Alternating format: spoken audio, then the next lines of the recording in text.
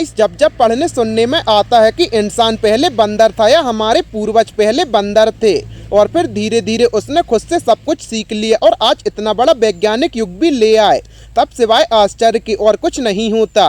खासकर ये देखकर कि आज किसी भी बंदर को इंसान बनाने की कोशिश में खुद इंसानी मदारी बन जाता है, लेकिन बंदर में नाम मात्र का भी बदलाव नहीं आता। करीब 3.5 अरब साल पहले जब विकास का क्रम शुरू हुआ था, तब सबसे पहले बैक्टीरिया आए, फिर बैक्टीरिया से अमीबा, अमीबा से कीड़े मकोड़े और छोटे छोटे पेड़ पौधों का विकास हुआ। उसके बाद जानवरों ने अपना आकार लेना शुरू कर दिया। इसके बाद मैमल्स का विकास हुआ, फिर पक्षी और फिर धरती पर रेंगने वाले जीव जैसे कछुआ आदि आए। इनके बाद कुछ ऐसी प्रजातियों का विकास हुआ जो पानी के अंदर भी रह सकती थी और बाहर भी। फिर इसके बाद आए प्रीमेट्स जो चूहे की तरह दिखते थे और उनके साथ ही विकास का क्रम आगे बढ़ा। प्रीमेट से बंदर बने, इन बंदरों से गोरिल्ला, चिंपांजी और फिर धीरे धीरे इससे मानव का विकास हुआ। ये पूरा विकास क्रम पृथ्वी पर हो रहे मौसमी और अन्य बदलाव के चलते अपनी अपनी जरूरतों के आधार पर हुआ था। गाइस मनुष्य सीधे बंदरों से इंसान नहीं बना, बल्कि बंदर, चिंपांजी और इंसान के पूर्वज एक ही थे और यह पूर्वज अलग अलग माहौल या वातावरण में जाकर अपनी अपनी जरूरतों के हिसाब से अलग अलग प्रजाति जैसे मनुष्य, चिंपांजी, गोरिल्ला या बंदर के रूप में विकसित हो गए। यानी हम इंसान, गोरिल्ला, चिंपांजी, बंदर आदि सभी एक ही फैमिली ट्री का हिस्सा है, जिसकी मुख्य शाखा, जड़ या बीज, प्राइमरी सोर्स एक ही है। और इसी कारण इंसान का डीएनए बंदर और चिंपांजी से काफी मिलता जुलता है। अब सवाल ये है कि इंसान, बंदर और चिंपांजी का वो प्राइमरी सोर्स कौन सा था जिससे ये विकास का क्रम आगे बढ़ा। रिपोर्ट के मुताबिक लाखों साल पहले वो प्राइमरी सोर्स होमिनोइड थे, जिन्हें वनमानुष भी कहा जाता है। शरीर से ये बंदर जैसे भी लगते थे और इंसान जैसे भी। ये झुककर चलते थे और ज्यादातर समय पेड़ पर ही रहते थे। इसी से इनके हाथ बहुत ज्यादा लंबे थे। इस प्राइमरी सोर्स में कपी परिवार की वो सभी नस्लें या प्रजाति शामिल है जो मनुष्य हो या मनुष्य जैसी हो। इसमें मनुष्य, चिंपांजी, गोरिल्ला आदि के वंश आते हैं। गाइस जब धरती की संरचना और उसके मौसम की तेजी से बदलाव हो रहा था, तब पेड़ पौधों की कई प्रजातियां खत्म हो रही थी, तो वहीं कई नई प्रजातियों का विकास हो रहा था। कहीं धरती बेहद गर्म हो रही थी तो कहीं अन्य तरह के बदलाव हो रहे थे। इन बदलाव के चलते जीवों की कई प्रजातियां खत्म हो रही थी, तो वहीं जो जीव या जानवर खुद को इस बदलते वातावरण के अनुसार ढाल रहे थे, वो अपना स्थान बदलने की कोशिश कर रहे थे।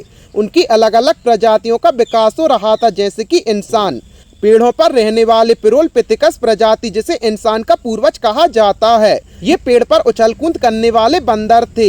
इन्हीं की आगे की पीढ़ी ने खुद के विकास के लिए पेड़ों से नीचे उतरकर जमीन पर चलना शुरू किया। अडारीपिथिकस, जिन्होंने मनुष्य की शुरुआती पूर्वज में से एक माना जाता है, नई जगह और भोजन की तलाश में पेड़ों से उतरकर जमीन पर आए।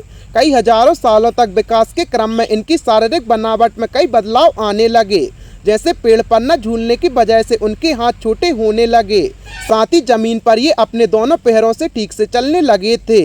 इन्हीं से आगे चलकर होमो हैबिल्स का विकास हुआ, जिन्होंने भोजन के लिए पत्थरों से औजार बनाना शुरू किया, क्योंकि विकास के क्रम में इनके दिमाग का आकार बढ़ गया था, जिससे ये अपनी बुद्धि का इस्तेमाल करने लगे थे। फिर और विकास हुआ और आगे चलकर होमो इरेक्टाई, जो ग्रुप बनाकर शिकार करना सीखा, साथ ही आग की खोज भी की, और फिर आए होमो सेपियंस, यानी चिंतनशील मनुष्य, और ये ह्यूमन्स एवोल्यूशन आज भी जारी है।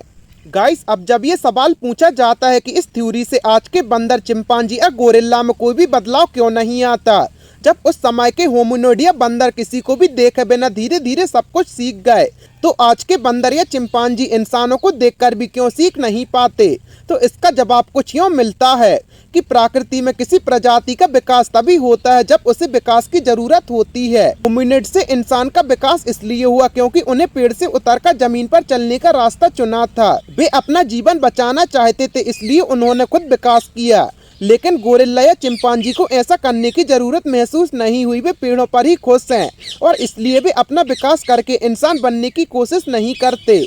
लेकिन अब सवाल ये आता है कि आज के बंदरों को इंसान बनने की जरूरत महसूस क्यों नहीं हो रही? जब तेजी से जंगल कटते जा रहे हैं, जंगली जानवरों का तेजी से शिकार हो रहा है, जंगलों में आए दिन भयंकर आग लगने की घटनाएं हो रही हैं। यहाँ की कुछ प्रजातियां तो लुप्त जानवरों तक की कैटेगरी में शामिल हो चुकी हैं। ऐसी परिस्थिति में भी आखिर किसी बंदर, चिंपांजी या गोरिल्ला ने ऐसे कैसे सोच लिया कि अभी हमें तो विकास की जरूरत नहीं है, इसलिए हमें अभी इंसान नहीं बनना? गाइस हाँ, ये बात सही है कि अलग अलग जगहों पर अलग अलग जलवायु, तापमान, प्राकृतिक साधन और रहन सहन के अंतर के चलते किसी भी प्रजाति की शारीरिक बनावट और उसकी आदतों आदि में बदलाव आ सकता है। जैसे इंसान के बीच रहने वाली बिल्ली और जंगलों में रहने वाली बड़ी बिल्ली या चीते, बाघ आदि में बहुत अंतर होता है और यही बात हम इंसानों में भी है। लेकिन ये अंतर इतना बढ़ जाएगा कि कोई जानवर ही इंसान बन जाए या किसी प्रजाति की पूरी तरह पहचान ही बदल जाए, इस बात पर यकीन करना बहुत मुश्किल है। गाइस आपका इस बारे में क्या राय है, हमें कमेंट सेक्शन में ज़रूर बताएं और ऐसी ही अमेजिंग फैक्ट्स के लिए अपने चैनल को सब्सक्राइब करें।